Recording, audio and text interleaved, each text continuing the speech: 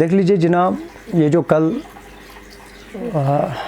Land کے بارے میں آ گیا کہ کوئی بھی خرید سکتا ہے، کوئی بھی یہاں پر لے سکتا ہے زمین.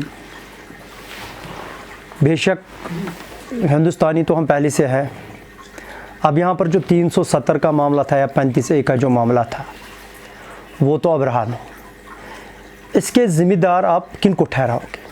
اگر ہمارے ساتھ ابھی یہ چیز ہو رہا ہے، اس کا ذمہ دار کون ہے؟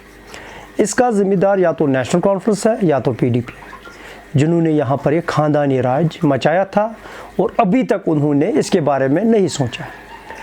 اب جب ہمارے ہاتھ سے سب کچھ چلا گیا، اب رونے سے کوئی فائدہ ہے نہیں. ان جماعتوں نے، اس خاندانی راج نے ہمارے ساتھ جو استحصال کیا، اسی کا خامیازہ ہم اٹھا رہے ہیں.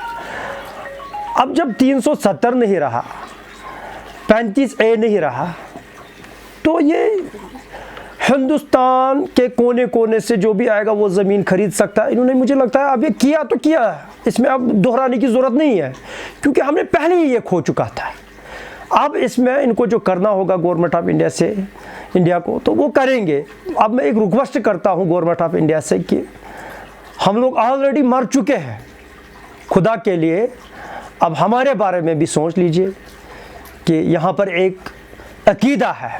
وہ عقیدہ یہ ہے کہ یاتھ اس کٲشِر پٲٹھۍ وَنان پِرٕ وٲر، یہ گٔژھ نہٕ ژُرٕ وٲر بنٕنۍ کیا، اور کچھ نہیں ہے. باقی یہاں پر جو اس چیز کا ذمہ دار ہے وہ ہمارے پولیٹیشین رہے، جن کی حکومت یہاں پر تھی، جنہوں نے یہاں پر اتنے سال تک راج چلایا.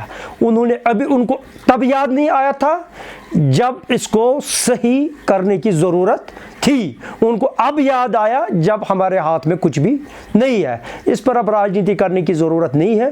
انشاءاللہ الرحمن گورنمنٹ آف انڈیا ہمارے لیے کچھ برا نہیں سوچیں گے. اور ہمارے جو گورنر صاحب ہے، مجھے لگتا ہے کہ اگر اس کو لگے گا گورنر صاحب کو کہ ہمارے ساتھ استحصال ہو رہا ہے، ہمارے ساتھ ظلم ہو رہا ہے، تو وہ کبھی اس ظلم کو برداشت نہیں کریں گے. انشاءاللہ الرحمن وہ ہمارے بارے میں بات کریں گے.